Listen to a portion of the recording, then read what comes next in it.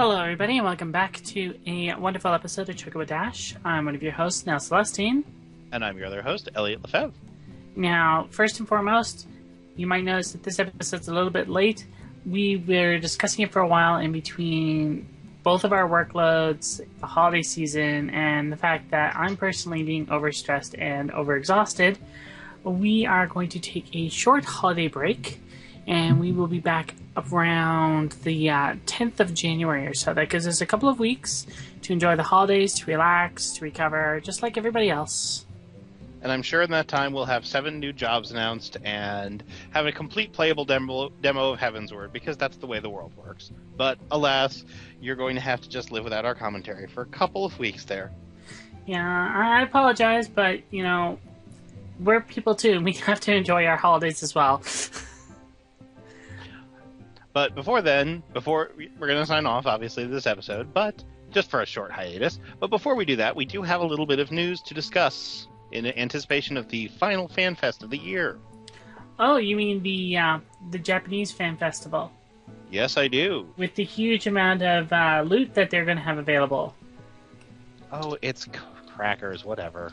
I'm going to be honest. The fact that they have about 45 items to choose from versus the Vegas one, which had 6.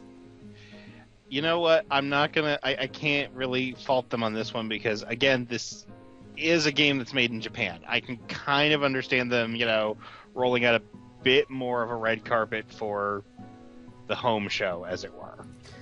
Well, then explain to me how come they had at the other places, like they have the other shirts from other events, like example Gilgamesh, Leviathan, and all of those for like E3 and all that, but they're all going to be available for purchase in the Japanese Fan Fest, but they weren't available for purchase here, even though this is where the events were.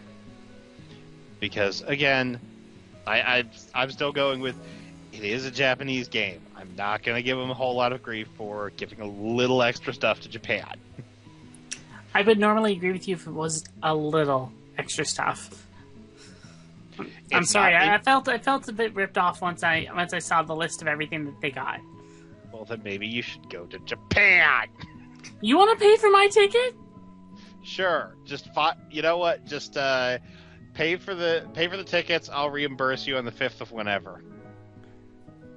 I'm sorry, I don't take whatever credits. Well, I don't see how that's my problem. But seriously though, there's a lot of items for sale on the Japanese one. If you're interested, you can feel free to take a look. I imagine that a lot of them are going to be up on the aftermarket, so keep an eye on eBay afterwards if you're interested. You can also access the streams yourself if you're willing to follow the simple 28-step process. You wish that we were kidding. You really do. But this is required for anybody outside of Japan to get to be able to watch anything on Nico Nico. Which, again, Japanese... I think, though, they have actually done a worse job of making this available to other countries compared to what they did for both Las Vegas and London, which were much more accessible for everyone. It's just a little bit weird to me. I don't know. Like, the least they could have done was offer, like, even just Twitch as the normal stream, you know? Yeah. My only guess, maybe there's some sort of, you know, agreement in place, or maybe it's some sort of corporate level shenanigans that they don't really have a whole lot of control over. That is entirely possible. Well, YouTube and Twitch are both based out of the United States, and Nico Nico is based out of Japan, so there might be not favoritism, but partnerships there. And we already know 14 has done a few events partnering with Nico Nico, so maybe... So maybe it might not be a bad idea if you're interested in watching a lot of their events to sign up for the service now, rather than have to find this old guide and try to do it again. Or you can just, you know, watch, because I'm sure there are many people who are willing to take a look at the stream, and you'll probably see transcripts all over the place this weekend. In all likelihood, we're going to hear about at least the second job, possibly more. We're going to hear a little more detail about Heavensward, hear some more stuff about 2.5. You do know what I'm finding a little bit annoying, though. we're going into this next live letter, and they haven't even translated the old one yet. Yeah, well, we predicted that we were not going to be getting a translation until after the patch went live, including of the marriage system, which is now already live, which makes the information contained in the live letter a complete waste of time. It's a little bit ridiculous. Like, I put up a suggestion on the suggestion the website and suggestions forum topic. Feel free to check it out if you're interested. But basically, the suggestion was for them to start translating live letters within 48 hours into all 4 official languages that Square Enix does deal with for 14. Yeah, and it's one thing if, we're getting that live letter and it's covering, say, the next major patch, which is a couple months out, where, a few weeks turnaround is one thing. But in this case, when it was covering something that was literally a week later. And the fact that it's already been a week and we still haven't, after the patch has already gone live and we still haven't gotten it? Yeah, it seems, and, yeah, okay, that is, I can see why you'd say, well, it's kind of pointless to translate it now, but then why did you do it this way in the first place? Exactly. It's a little wonky. And that's one of the reasons why I made that suggestion, and I'm hoping that people do take it and help run with it, because, to be perfectly frank, it's a little bit ridiculous that we have to wait until after after a patch comes out now for notes regarding a live letter that's about the patch that we just got. Yeah. But there's not much more to say. It would be essentially the same as if they took the patch notes and left them in Japanese for a week. Yeah. Well, we're not playing Final Fantasy 11 any longer, so that's not as much of a possibility. But true, but it is slightly annoying. We did get a quest title that wasn't translated from Japanese. Yeah, I heard about that. I took a lot of screenshots of that. I'm not, upset about it. I just found it really funny, honestly. It was actually kind of interesting to find out. Yep. And everything else was translated. I think somebody just forgot to paste that in there. I do remember when they introduced the Sylph dailies and some of the Sylph pods were written all in Japanese. Yep. Which is great if you're bilingual, but... I was like, what is this? Am I supposed to use the item on these? And the great thing was, it wasn't all of them. All right. Well, we did have a discussion topic over in the comments, so I think we should probably go through those responses before we enter a little holiday hiatus. Our topic was simply, are you planning on getting married? We actually had quite a few people that did mention the fact that they are thinking of getting married. Yeah. Some people, one of our comments was... Shiro responded that he wouldn't mind using it because he likes to collect things in games, outfits, minions, whatever, but unfortunately I will never find someone to marry me. That's not true. You'll find somebody, don't worry. Yeah, it's not... Trust us, this is not, a real-life marriage. There's a little less commitment there. Yeah, there's been a lot of pictures that I've seen of people saying, want to get married for items, love optional.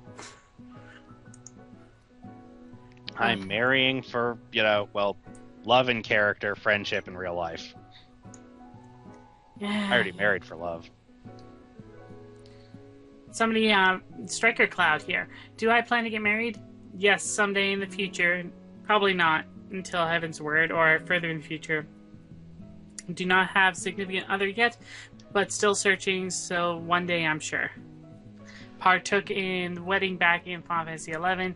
It was such a memorable experience, so this time around, I want to be the one who is the groom. Oh, well, that's sweet. And, it is... Some people I know do really kind of tie it in with real-life romance or real, And it's just fun to... Even if it's just a friendship relationship, it can be fun to just say, okay, we're bonded, we play together, we are a partnership, which is actually the bulk of Anguissette's response, which is, I would get married, but the person I was originally planning to marry in-game no longer plays. Yeah. Dissidia Guru. My girlfriend and I are planning to use it. We just hope that they add in a shared housing feature for bonded couples soon. Also, as for Elliot's keys, did you check the fridge? I did check the fridge. It turned out that they were actually on top of one of the cats. What? On top of one of your cats? Look, I think Twitter pictures have made it clear that my cats are very tolerant of having things upon them. Okay, whatever you say, sir. I don't judge your life, don't judge mine. I don't know why you would put the keys on the cat and then forget about them, but hey, Well, whatever floats your boat. Well, really, the cat left me no choice. You see, actually, we should probably get on to the last response, huh? Most likely. Winsome Gravy said that I hope to, but I have not found the right person yet. But, you know, again, you might not find the person. Because, again, one of the big benefits is being able to teleport to the other person. And if it's someone you don't know, it might not be as much of a benefit to just be able to warp over to their side at a moment's notice. This is true. But, you know, if it's a raid partner or something, it'd be good for being like, okay, that person logged out at the raid. Then they log in, you could just warp right to them. Yep. You could have. So we're looking forward to the first married coil clear. Please carry me. We'll offer wedding benefits. Now, we should discuss one of the issues that came up with the weddings. Yeah, we should. I agree. The premier wedding options, the bangles that you could buy off the Mog Station, they originally made them so they would be tradable, so someone could give you one as part of the marriage quest as a sign of proposal. The problem is, players abuse this to holy heck and back and are selling them. Now, it's not clear how many people, if any, are actually purchasing them. That's a little harder to track, but there has been, you know, countless people who are shouting, I'll sell this platinum bracelet for 20 million. Now, honestly, this doesn't bother me. I don't think it's a issue so much as its creative use of the game mechanics. And, you know, if you want to pay 20 million gil for it, then okay. If you want to spend $20 and try to get 20 million gil that way, okay. I mean, that's your thing. I'm not gonna. Honestly, I'm kind of surprised that the game has not yet incorporated some means of having some sort of basically in-game economic exchange, a la Guild Wars 2's Gem Store or EVE Online's Plex, something like that. Or WildStar's Cred. Yeah, especially when the game has long had an issue with gil selling. It would make sense to put something in there that, you know, players can resell to one another in an official capacity and therefore kind of cut that whole process off. I can see where you're coming from, but this is not the way to do it. I don't think this was the intended design at all, and I don't, It's not the intended design. I actually have a quote from Bayoheen here. As you know, the promised wristlets were designed to be tradable so that one person would be able to purchase a pair of wristlets and gift one to their partner. While the trading and selling of these items is not against the terms of service, in the event that this trend continues, the topics continue to arise regarding whether or not it's considered real money trading, we will have no choice but to change the design of this system. Therefore, we would like players to stop selling and trading these bracelets for gil so they can continue to be used for their intended purpose. Yep. So if you've been doing it, probably now's the time to stop before you are forcibly stopped. You're not going to incur any penalties, obviously. Well, you never know on that one. Well, you never know, but you aren't going to incur any now. But as of right now, it's not against the terms of service, but it is being strongly frowned upon. And that usually means this may go away in the very near future, and you should probably not get used to it. Yeah, this is definitely was an oversight on their part. And a bunch of people I do know are saying that it is RMT, that it's not RMT, that this is cash shop selling for gil, selling for power, blah, blah, blah, blah, blah. I'm not here to debate any of that. There's plenty down the forums. Go ahead and jump in on that kerfuffle all you want. What I'm here to say is they said right here that that was not the intended design for it, so don't do it. Pretty much. Yeah. I don't think there's much more to say. That was not the intent of design. Don't do it. That's pretty straightforward. There's not a whole lot else to say. I can say, okay, I don't have a conceptual problem with it, but stop. You've been told don't stop. Now, while we're gone, some things to keep in mind. The Christmas and the New Year's events will be going on. We're going to be getting a new Santa suits this year. I'm kind of sad because I looked at the picture. I saw a pair of really, really nice gloves. And then I looked at the gear, and there's no gloves. Yeah, I know. I was hoping, but still not getting a cute Christmas dress. I don't know. The dresses are cute. I wanted the gloves. I wanted both. I wanted the whole thing. I like that Makote's outfit in the art. I suppose. I also want that little Christmas baby behemoth. I wonder if we'll get something like that down the road. Maybe if we get enough people to say we want this. I have it as my avatar now on Twitter. After years of using the angry little baby behemoth. Yeah, you're a happy little behemoth.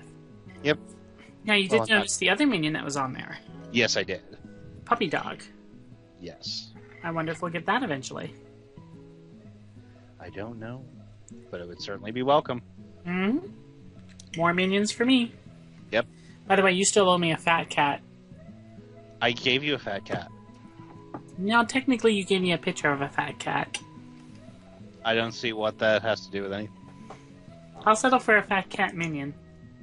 No. Yes. Because it'll be cute and fall over. Fine. As for the New Year's event, we don't know too much about when that's going to happen or where. But it is going to include a new hat. They always include a new hat. That's much as a given. Well, exactly. Bold prediction. New hat. And we'll most likely see the New Year's letter from the producer as well. And possibly we'll have another quest in which the Ishgardians offer to mount you. Oh god, not again. Look, I'm just saying, there's precedent for that too. Well, at least we know from the lore that the Domans don't have chocobos. Yep, horse birds. But I think that's pretty much all I had to bring up this week. Yeah, I think it's been a fairly quiet week. We're going to hear a lot more this weekend, and I'm sure we'll have plenty to talk about once we come back from our little winter break, and we'll see you all again on January 10th. I'm making a speculation that they're going to definitely announce the gun-based job, and they're going to drop hints at a third job. I will agree with you. I think they're going to drop hints about another job. I think we're also going to hear more about whether or not this new job is going to involve a base class or whether it's just going to be the job. And I think we'll probably get a peek at one of the other beast tribes. Maybe. But one thing I'm looking forward to is most likely they're going to show some previews of Cloud of Darkness. That is also true. All right. As always, you can leave any positive or negative comments in the box below. Please like, share, and subscribe if you haven't already. You can follow us both on Twitter. I'm at Nell Celestine. And I'm at Elliot_Lefebvre. And if you do want to reach us, those are the two best methods. There's also the official Lodestone topic. Any other places we do check. It just takes a little bit longer for us to get back there. But before we go, let's close out with our discussion topic for the next little bit. Sure. Do you have one, or do you want me to provide one? We're going to provide two, I think. One from each of us because of the amount of time we're going to be away this time. That works for me. Why don't you go first? What are you planning to do for the holidays? That sounds like a good one. And I'm going to have one that's been a little more Final Fantasy centered. What do you think we're going to wind up with for jobs from Heavensward? Ooh, that is a good one. Alright, so go ahead, leave your thoughts in the box below. Chances are, you might be right. You never know until the final thing airs. Yep. So with that in mind, I'm Nell Celestine. And I'm Elliot Lefebvre. Bidding you adieu. Adieu. We'll be right back.